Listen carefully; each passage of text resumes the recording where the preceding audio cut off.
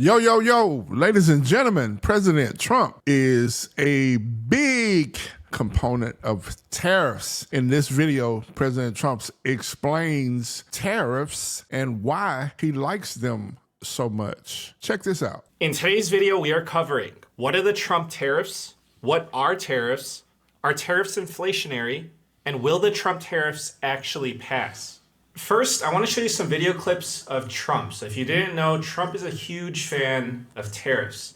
So I want to show you these clips so that we're on the same page. But to me, the most beautiful word in the dictionary is tariff. And it's my favorite word. But it's the most beautiful word in the dictionary, tariff. It will save our country. Only stupid people don't want to use it, or corrupt people also. Okay, so it's clear, I mean, it's no secret that Trump is a big fan of tariffs. And Trump has floated the idea of imposing a 10% tariff on all foreign imports. So I want to show you. Well, let me ask you what you're thinking here. Would you want tariffs on foreign goods coming into the U.S., take those revenues and cut taxes on American goods and American families here? Would that be something in a second Trump term? Yeah, there's a couple of things. Number one, I think we should have a ring around the collar, as they say.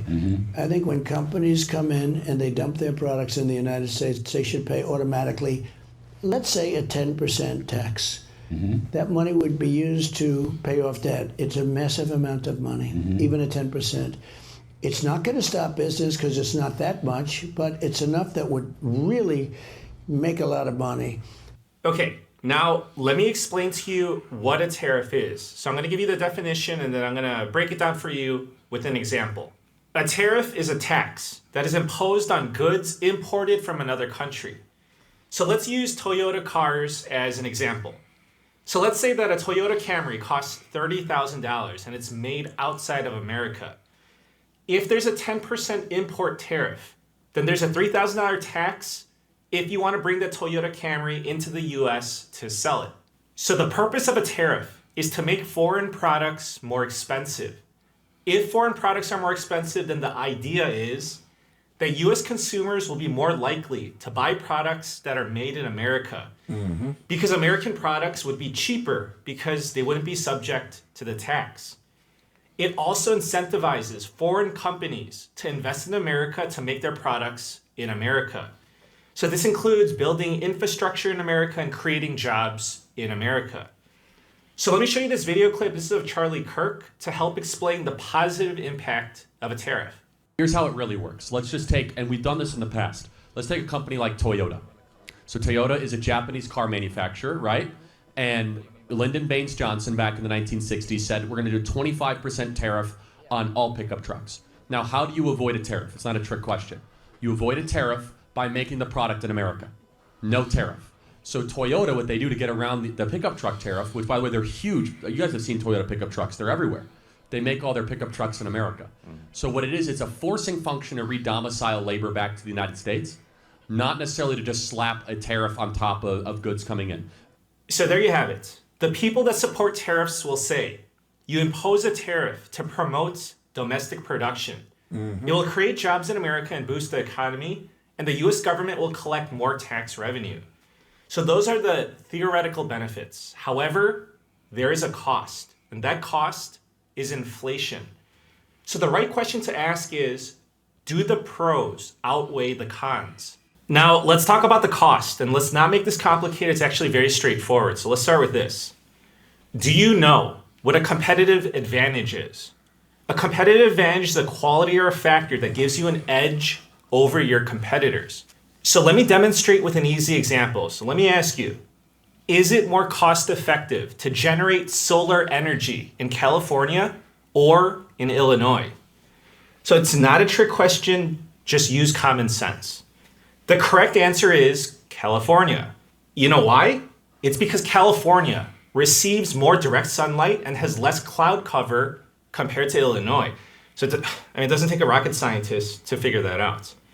California has a competitive advantage when it comes to solar energy generation. Now, when it comes to making products, some countries have competitive advantages when it comes to their manufacturing, resources, supply chains, and labor pool. So in many cases, it is just much cheaper to make certain products in different countries. Now, did you know that 97% of clothing that Americans purchase in the USA is not made in America? So just look at the tag on your shirt. There's a 97% chance that it's not made in America. Just look at your Nikes from Thailand. Your Vietnamese Lululemon outfits look great. So your clothes from Target made the pilgrimage from China. So you know why the USA imports 97% of our clothing? It's because it's cheaper to make clothing in Bangladesh, in India, and Vietnam compared to America. Employees in Bangladesh, they get paid $150 a month. So that's about 87 cents an hour. So how are Americans supposed to compete with that low-cost labor? If you put a 10% tariff on clothing, it would still be much cheaper to continue buying clothes from Bangladesh. So we're not going to have a clothing industry revival in the US. All that would happen is that the cost of 97% of our clothing would go up by 10%, and it would cause inflation. And do you know why it's cheaper to make clothes overseas? It's not just the low cost of labor, it's a low cost of regulations as well. So just take a look at India. They can throw chemicals and dyes into the waterways or rivers. Just chuck the garbage into the waterways. It causes pollution, but it's cheaper. And they're more relaxed about clogged landfills as well. So they're not as strict as the US. So there's a reason why we as Americans prefer to import clothing. They can do it cheaper and we pay less. And clothing is just one example. Did you know that 70% of everything sold in Walmart is imported? So will tariffs be inflationary? The answer is yes. But again, the proper question to ask is, will the pros outweigh the cons? And Trump answers this question. He gives his opinion in this video clip that I want to show you. This effect on the overall economy. And yes, you're going to find some people who will gain from individual tariffs. The overall effect could be massive in terms of the economy. I agree it's going to have a massive effect, positive effect. It's going to be a positive, not a negative. Okay, now let's answer this question. Who pays the tariff? Is it the foreign country? Is it the consumer? Or is it the importer? So think of what you think is the correct answer, but first let me show you what Trump says. A tariff is a tax on a foreign country. That's the way it is, whether you like it or not. A lot of people like to say, oh, it's a tax on us. No. It's a tax on a foreign country. It's a tax on a country that's ripping us off and stealing our jobs. Okay, so according to Trump, a tariff is a tax on a foreign country. So that may be his interpretation, but let me tell you how it works. So the question is, who pays the tariff? Okay, so when Walmart imports goods from China, Walmart pays the tariff. So let's just say that Walmart imports a vacuum cleaner from China to sell in America. So let's say that Walmart buys the vacuum for $100 and they sell it for $150 and they make a $50 profit. Now, if there's a 10% tariff, then Walmart buys the vacuum for $100, but they need to pay a $10 tax to the government. If they continue to sell the vacuum for $150, then Walmart's profits will go down from 50 to 40. Now, in order to maintain their $50 profits, Walmart will increase the price of the vacuum from $150 to $160. So essentially, the tax gets passed on to the consumer. And then the end result is that Americans end up paying $10 more for a vacuum. But then you can make the argument that Americans can choose to buy a vacuum cleaner that's made in America. But look at the vacuums made in America. You know how much a Kirby vacuum costs? It's like $500. Like, I'm not going to spend $500 on a vacuum cleaner. Or you can buy a Hoover, but those are still more expensive, around $180. So again, the US consumer ends up paying more in many instances when there are no cheaper made in America alternatives. Okay, so Walmart pays the tax. They pass that additional cost onto the US consumer. Now, where does the tax money go? Walmart sends it to the US Treasury, and it becomes more money for the government to spend. Now, let's talk about this. How much more tax money are we talking about? Like, what's the potential of the new tax revenue for the US government? So in 2024, the US government collected a total of nearly $5 trillion in tax collections. A 10% tariff on all imports is expected to bring in $400 billion of new taxes each year. So therefore, a 10% tariff would bring in about 8% of what the government currently collects. So it would not be anywhere close enough to fund the entire government. Now, I know what some people are going to argue, but I'm already 2 steps ahead of the argument. People will argue that 100 years ago, 93% of the federal government's revenues came from tariffs. So in other words, we don't need an income tax. We can just go with tariffs. America has done it before.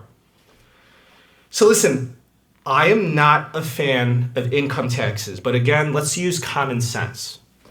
How big was the size of the government 100 years ago? How much has the government grown? The government has overreached into almost all aspects of our lives. I find it disturbing. 100 years ago, the federal government's spending was 2.7% of GDP. Today, it has grown to 25% of GDP. The government, measured by spending, has grown 10 times bigger in 100 years. So back then, the government was much smaller. Therefore, the government needed less money, and tariffs alone were enough money. Today, the government needs more money, and tariffs alone will not be sufficient. The math ain't mathin'. And I must address this to get ahead of the comments. So people make the argument that Trump imposed tariffs in his previous term, which Biden kept many and also added new ones. And people will make the argument that even though Trump imposed tariffs, it did not spike inflation. So you have to realize that those tariffs were made on a smaller scale. It's nothing like a 10% tariff on all imports. In 2019, Trump's tariffs taxed about $400 billion worth of imports. So that resulted in new tax revenue of nearly $80 billion. So those were targeted tariffs. Imposing a 10% tariff on all $4 trillion of imports would be a whole different level. Now, I want to give you my opinion. The Trump tariff of 10% on all imports will not be enacted. Will Trump create new tariffs? Yes, absolutely. But they will be targeted, many at Chinese imports. So I believe there are 2 most probable outcomes. So the first one is that Trump backtracks on the idea. So this would not be the first time that he changes his mind. So listen, Trump is only human. Nobody's perfect. So I'll give you some examples of backtracking. Trump has appointed many advisors and government officials, and he ended up firing them. And there are other people that he regrets designating, such as Chair of the Federal Reserve, Jerome Powell. So I'll give you another example, Bitcoin. In 2021, President Trump called Bitcoin a scam, and now he's done a 180. He wants to make the United States of America the crypto capital of the world. So let me show you the video clips. I'll ask you one last question. You don't like Bitcoin? You wouldn't invest in Bitcoin? Do you invest in the stock market at this moment? So not at this moment. I think it's high. So I have not invested in the stock market at this moment. I have in the past, but I have not at this moment. I think it's high. Bitcoin, it just seems like a scam. I was surprised. You know, with us, it was at 6,000 and much lower. I don't like it because it's another currency competing against the dollar. Essentially, it's a currency competing against the dollar. I want the dollar to be the currency of the world. That's what I've always said. This afternoon, I'm laying out my plan to ensure that the United States will be the crypto capital of the planet and the Bitcoin superpower of the world. Another big probability is that Congress stops Trump. A big question is, can Trump impose a 10% tariff on all imports without congressional approval?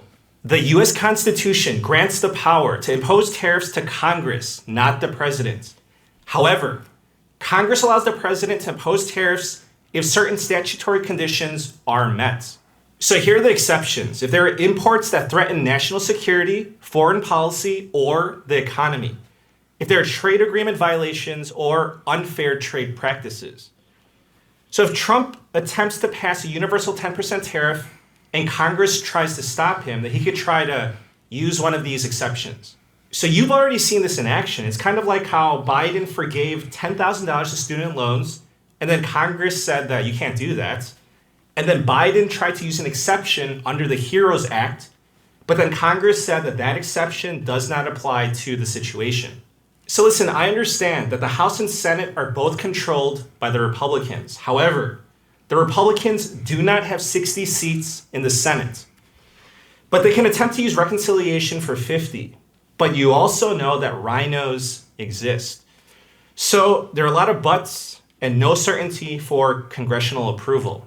Now you know the benefits of tariffs. Now you know the drawbacks of tariffs. The question is, from a holistic perspective, will it produce more good than bad? Let me know what you think. Please subscribe, and I wish you a good day. Take care. Yo, I believe that President Trump knows what the hell he's talking about. So we're going to give it a go. Now, he put tariffs on China and they lined up. So we already know that. So let's just see what happens. Anyway, I'm your host, Big Al. We just dropped another one. Like, share, and subscribe. And we'll catch you on the next one.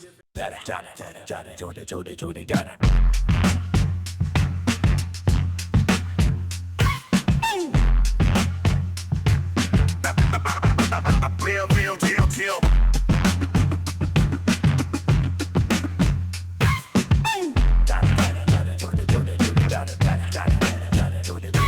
Post that gal on the mic, UncleCoon in the house. Dropping knowledge, stay true, no room for doubt. From debates to celebs, we cover it all. Tune in, hit subscribe, you don't want to miss the call.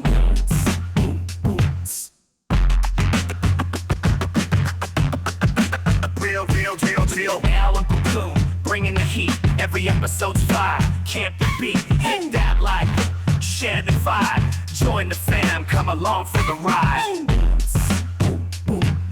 Politics, pop culture, and everything between. Big Al's got the scoop, you know what I mean? From Harris to Trump, we break it down. Common sense talk, the best show around.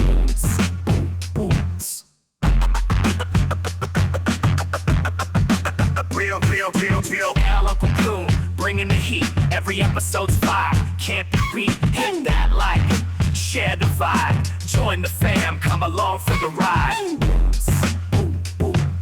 Cash App, show some love, support the grind. Big Al's on the rise, one of a kind. UncleCoon Podcast, the place to be for real talk, real folks, and real TV.